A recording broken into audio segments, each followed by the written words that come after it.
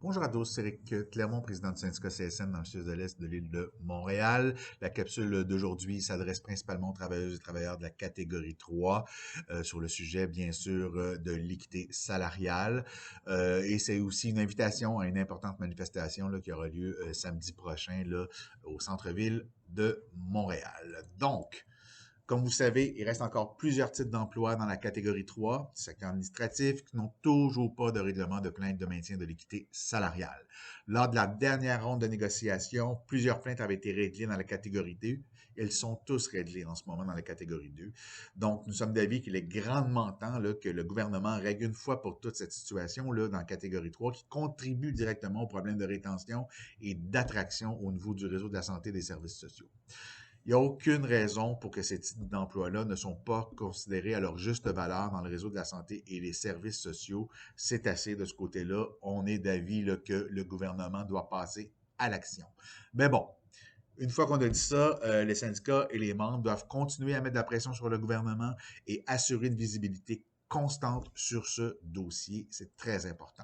J'entends souvent que la mobilisation, ben, ça donne rien. Aller à la manifestation, signer des lettres, c'est long, c'est vrai, mais il faut voir toujours que la mobilisation, c'est un continuum d'action pour garder toujours un dossier en vie sur la glace. C'est important.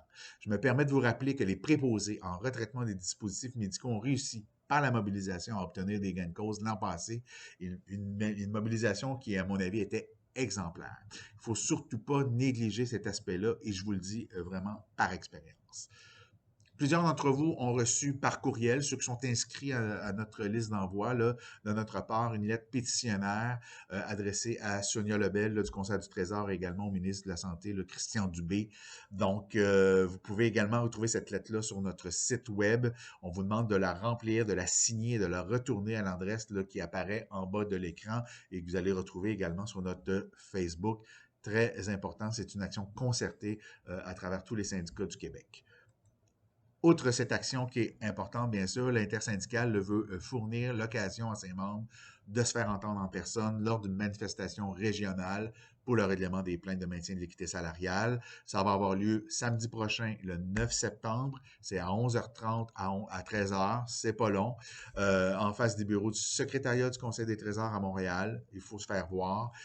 Toutes les données, l'adresse et tout, là, vous allez retrouver ça sur notre Facebook. Donc, venez en famille, entre collègues, motivez-vous. C'est un rendez-vous qu'on ne peut pas manquer pour crier haut et fort que 12 ans à attendre, ça suffit. Merci de votre attention et on se voit le 9 septembre, samedi prochain, au Centre-Ville de Montréal. Bonne semaine. Au revoir.